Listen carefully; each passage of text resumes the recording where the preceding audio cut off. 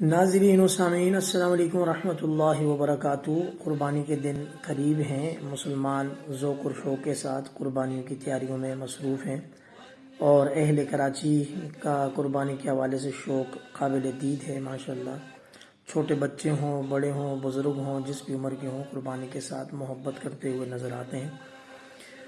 یہ ہمارے ایک دوست ہیں، ان کی جانور ہیں، انہوں نے ویڈیوز شیئر کی تھیں جو میں نے آپ سے بھی شیئر کر دی ہیں ماشاءاللہ۔ بہت ذوق کا اظہار کیا، اللہ قبول فرما لیں۔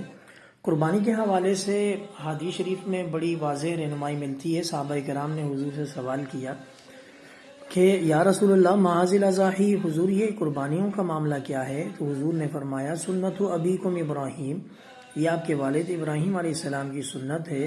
تو صحابہ کرام نے سوال کیا دوبارہ کہ حضور یہ حضرت ابراہیم علیہ کی سنت میں ہمارے لیے کیا ہے؟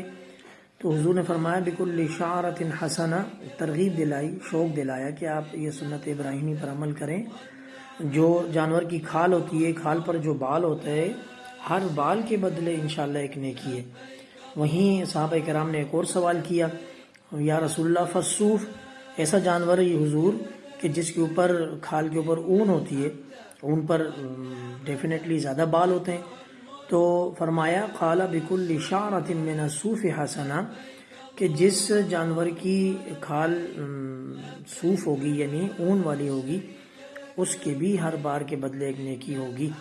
اخلاص کے ساتھ قربانی کی جائے، قربانی کو ہائیجینیکلی صاف ستھرا رکھا جائے، قربانی کے صحت کا خیال رکھا جائے، جانور کی اس کے ماحول کا خیال رکھا جائے، اس کو اس کے مناسب کھانا چارہ وغیرہ جو بھی دینا ہے اس کے لیے انتظامات کیے جائیں۔ یہ جو آپ اسکرین پر انتظامات دیکھ رہے ہیں، یہ ہمارے ادارے بحری ٹاؤن کراچی کی ترتیب ہوتی ہے۔